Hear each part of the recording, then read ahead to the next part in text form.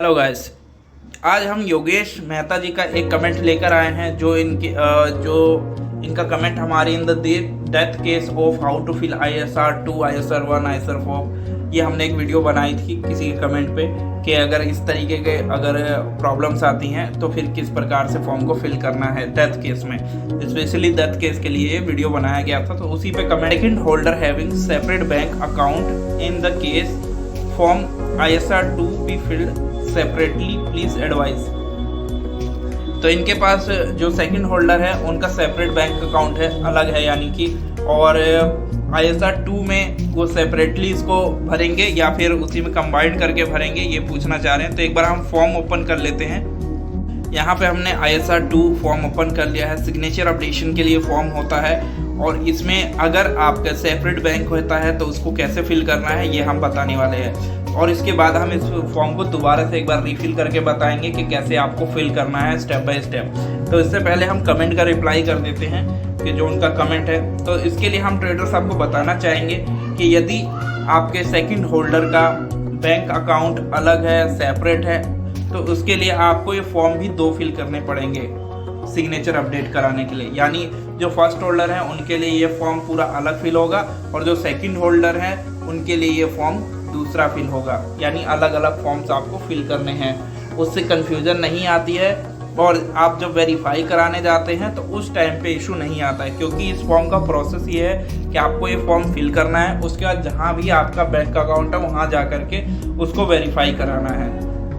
कई केसेस में ऐसा होता है कि जो सामने वाला बैंक होता है उसमें आपके एक ही बैंक में दोनों के अकाउंट है तो सिग्नेचर वहीं से वेरीफाई हो जाते हैं।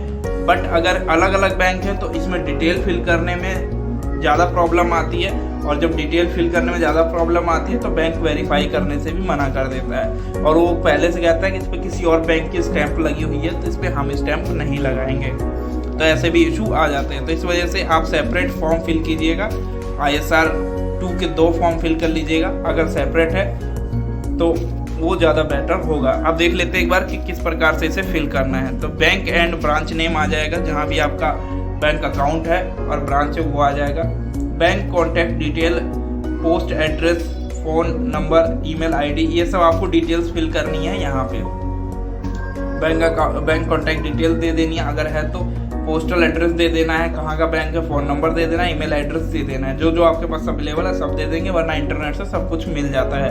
यहाँ पे आपको बैंक अकाउंट नंबर डालना है, अकाउंट ओपनिंग की डेट डालनी है कि कब अकाउंट ओपन हुआ था, अकाउंट होल्डर के नाम डालने हैं कि कौन कौन है उस बैंक अकाउंट में। ध्यान दीजिएगा यहाँ शेयर होल्डर कौन कौन है वो नहीं डालने, केवल अकाउंट में अगर ज्वाइंट अकाउंट है तो कौन कौन है, सिंगल है तो वेल एंड गुड है, सिंगल पे आप एक नाम लिख देंगे।